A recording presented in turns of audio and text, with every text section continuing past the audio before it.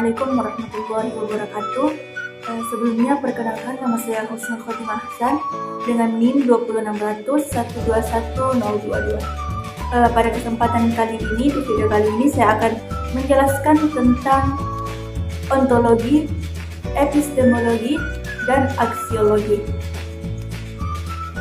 Di mana pada hakikatnya aktivitas ilmu digerakkan oleh pertanyaan yang didasarkan pada tiga pokok masalah, di mana apakah yang ingin diketahui, bagaimanakah cara memperoleh pengetahuan, dan apakah nilai pengetahuan tersebut. Kelihatan dari pertanyaannya sangat sederhana, namun permasalahan ini mencakup permasalahan yang sangat asasi. Oleh karena itu, ilmu ini tidak terlepas dari landasan ontologi, epistemologi, dan aksiologi. Ontologi sendiri ini membahas tentang apa yang ingin diketahui mengenai teori tentang ada. Nah, sedangkan epistemologi membahas tentang bagaimana proses memperoleh pengetahuan, dan aksiologi membahas tentang nilai yang berkaitan dengan kegunaan dari pengetahuan yang diperoleh. Nah, pada video kali ini saya akan menjelaskan tentang satu pembahasan saja dulu, yaitu tentang ontologi. Pertama kita membahas tentang definisinya dulu. Nah, kata ontologi sendiri berasal dari bahasa Yunani, yaitu kata ontos yang berarti berada, yang ada, dan kata logia yaitu pengetahuan. Maka secara istilah ontologi adalah ilmu hakikat yang menyelidiki alam nyata ini dan bagaimana keadaan yang sebenarnya. Dengan kata lain, ontologi adalah ilmu yang menyelidiki segala sesuatu yang ada. Ontologi ini adalah bagian filsafat yang paling mendasar. Ia membahas secara universal, yaitu berusaha mencari inti yang ada dalam kenyataan yang meliputi realitas. Ontologi ini adalah ilmu yang membahas tentang hakikat yang ada, yang merupakan ultimate reality, yang berbentuk jasmani dan juga rohani. Nah, ontologi ini juga berarti teori atau studi tentang wujud seperti karakteristik dasar dari seluruh realitas. Ontologi ini bersinonim dengan metafisika, yaitu studi filosofis yang menentukan sifat nyata yang asli atau real dari suatu benda.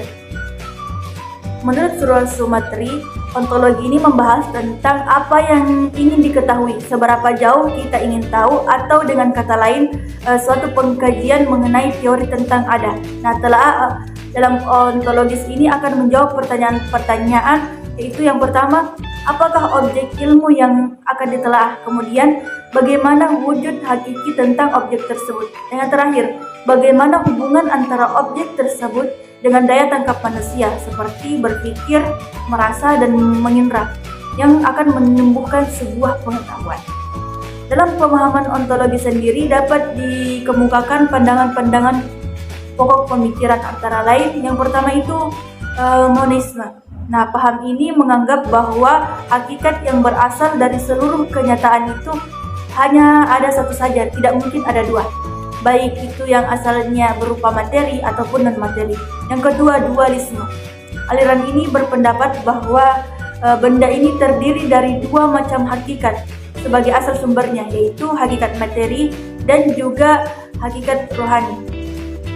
Dualisme ini mengakui bahwa realitas terdiri dari suatu materi atau yang ada secara fisik dan mental. Kemudian yang ketiga itu pluralisme. Paham ini berpandangan bahwa segala macam bentuk merupakan kenyataan. Dan yang terakhir adalah agnotisme. Paham ini mengingkari dari kesanggupan manusia untuk mengetahui hakikat benda, baik itu hakikat materi maupun non-materi. Nah, sebagaimana kita ketahui bahwa ontologi sendiri adalah bagian dari ilmu filsafat yang paling umum dan memiliki bagian dari ilmu metafisika. Menurut KBBI, ontologi ini adalah cabang ilmu filsafat yang berkaitan erat dengan hakikat hidup. Nah, filsafat merupakan ilmu yang membahas mengenai aspek pemikiran manusia dalam kehidupan sehari-hari.